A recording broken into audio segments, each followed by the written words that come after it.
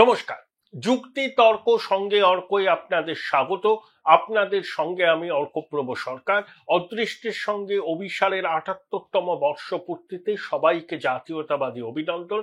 আসুন আমরা সবাই মিলে বিকশিত ভারত গড়ার লক্ষ্যে সংকল্প নিই। জয় হিন্দ, বন্দে মাতরম।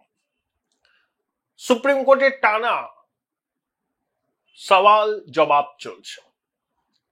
মাননীয় বিচারপতি সূর্যকান্ত এবং জয়মাল্য বাগচির বেঞ্চে আইএনডিআইএ জোটের প্রায় সবকটি দল এবং অ্যাসোসিয়েশন ফর ডেমোক্রেটিক রিফর্মস সহ আরো কয়েকজন এই যে স্পেশাল ইন্টেন্সিভ রিভিশন নির্বাচন কমিশন করছে বিহারে, তার সাংবিধানিক গ্রহণযোগ্যতা নিয়ে আদালতে মামলা করেছিল এবং তাদের স্পষ্ট বক্তব্য ছিল যে এসআইআরটাকে বাতিল করতে হবে।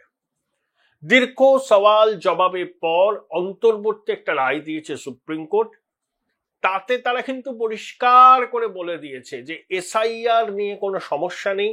সংবিধানের ৩২৪ ধারায় স্পষ্ট করে বলা আছে নির্বাচন কমিশন মনে করলে যে কোনো সময়ে এসআইআর করতে পারে। অর্থাৎ যারা এসআইআর খারিজ করার জন্য সর্বোচ্চ আদালতের দ্বারস্থ হয়েছিলেন তারা কিন্তু কোনো স্বস্তি পেলেন না। একই সঙ্গে সুপ্রিম কোর্ট কি জানিয়েছে যে বিহারে যে ৬৫ লক্ষ নাম বাদ গেছে,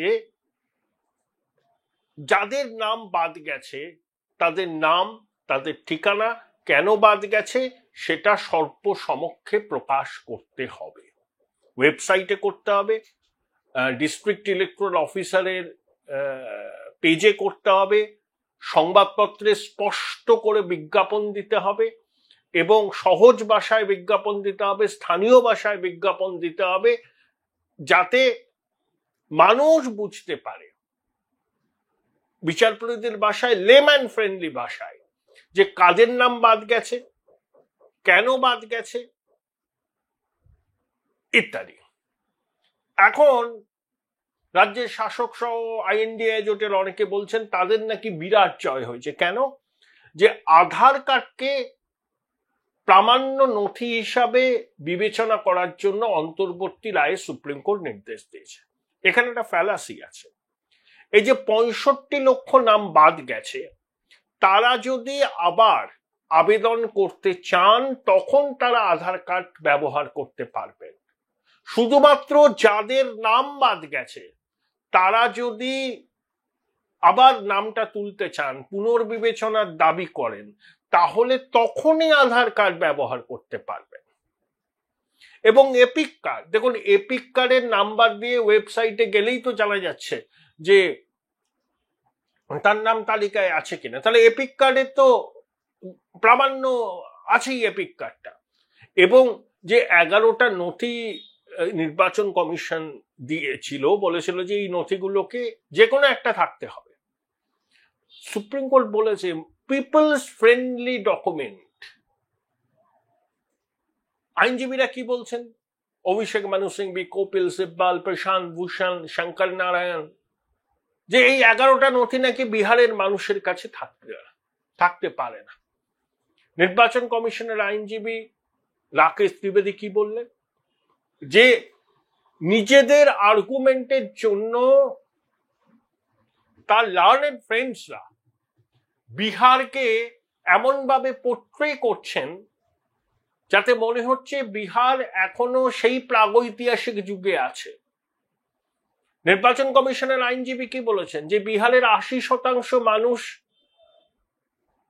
স্বাক্ষর দেখেন যে আইএএস আইপিএস পরীক্ষা বা সর্বভারতীয় অন্যান্য পরীক্ষাতে বিহারের ছেলে মেয়েদের সাফল্য ঈর্ষণীয়। তিনি এটাও বলেছেন যে জৈন ধর্ম বলুন, বৌদ্ধ ধর্ম বলুন, তার পথ চলা শুরু হয়েছিল বিহারে। প্রাচীন বিশ্ববিদ্যালয় নালন্দা বিহারে। মাননীয় বিচারপতি জয়মাল্য বাগচি বলেছেন যে গণতন্ত্রের বিকাশও বিহারের বৈশালী থেকে হয়েছে। অর্থাৎ বিহারকে যে এইরকম ভাবে পোট্রে করা আইনজীবীরা করছিলেন যে এই ডকুমেন্টগুলো বিহারের মানুষের কাছে থাকবে না, তারা একেবারে এমন জবাব পেলেন মুখ একদম বন্ধ। অর্থাৎ নিজেদের ক্ষুদ্র স্বার্থ চরিতার্থ করার জন্য বিহারের মানুষকে কার্যত এরা অসম্মান করছিলেন। আর্গুমেন্টের জন্য। আপনি ভাবতে পারেন বিহারের মতো রাজ্যে এত মানুষ বাস করে, বিহারের কৃতি সন্তান আছে, তারা শিক্ষিত, আলোকপ্রাপ্ত, বিভিন্ন স্তরে তারা মেধার স্বীকৃতি লাচ্ছেন, সেই বিহারের মানুষের কাছেই 11টা ডকুমেন্ট থাকবে না? এটা বিহারবাসীকে অপমান করছেন নিজেদের আর্গুমেন্টকে জোরালো করবার জন্য। এটাই কমিশনের আইনজীবী বলেছেন। তাহলে স্বস্তি কোথায় হলো? তৃণমূল কংগ্রেস যে লাফাচ্ছে যে তাদের জয়, হ্যাঁ, বিচার বিভাগকে আপনি কুর্নিশ জানাতেই পারেন, আমরা সবসময় জানাই যে এসআইআর খারিজ করেনি সুপ্রিম কোর্ট, এর জন্য কুর্নিশ জানান। একটা ফুটনোটে আধার কার্ডের বিষয়টা বলেছে সুপ্রিম কোর্ট, সেটাকে আপনারা জয় দেখছেন। তাও 65 লক্ষ যে নাম তালিকা থেকে বাদ গেছে, তারা যদি আবার তালিকায় নিজেদের নামটা তুলতে চান, তখন যে আবেদন করবেন তাতে আধার কার্ড প্রামাণ্য নথি হিসাবে বিবেচিত হবে। That's all. এটাই তো নির্যাস, এর বাইরে তো কিছু নেই। তাহলে এসআইআর হচ্ছে, নির্বাচন কমিশন কোনো বেআইনি কাজ করেনি, সাংবিধানিক কাঠামোর মধ্যে থেকেই তারা এসআইআর করছে এবং করবে, সারা ভারতবর্ষে হবে, পশ্চিমবঙ্গেও হবে। এটা কনস্টিটিউশনাল পাওয়ার আর কনস্টিটিউশনাল রাইটের মধ্যে একটা বিতর্ক বলে অনেকে মনে করেছিলেন, কিন্তু আইএনডিআই জোটের বিভিন্ন শরিক দল, বিভিন্ন এনজিওর পক্ষ থেকে যারা সওয়াল করছিলেন, তারা এসআইআরটাকে বাতিল করার কথা কেন বলছিলেন? একটা নির্ভুল ভোটার তালিকা তৈরি করা নির্বাচন কমিশনের দায়িত্ব, সেটা তারা নিজেদের সময় মতো যখন খুশি করতে পারে। সংবিধানের 324 ধারায় এই অধিকার নির্বাচন কমিশনকে সুস্পষ্টভাবে দেওয়া হয়েছে। তাহলে বিষয়টার রীতি হলো, জল্পনার অবসান হলো, এসআইআর হবে, সারা ভারতবর্ষে হবে, পশ্চিমবঙ্গেও হবে। হয় সেপ্টেম্বরের গোড়া থেকে শুরু হবে, নইলে দীপাবলি ভাইফোঁটার পর থেকে শুরু হবে। এবার তাহলে মাননীয়া, তার দল, কয়েকজন ইন্ডিভিজুয়াল আদালতে গিয়েছিলেন এসআইআর বন্ধ করার জন্য। অনেকে নির্বাচন কমিশন 1 লক্ষ লোক নিয়ে ঘেরাও করার হুমকি দিয়েছিলেন। এখন মুখ লুকোতে ব্যস্ত সব। মাননীয়ার গলাতেও এখন নরম সুর।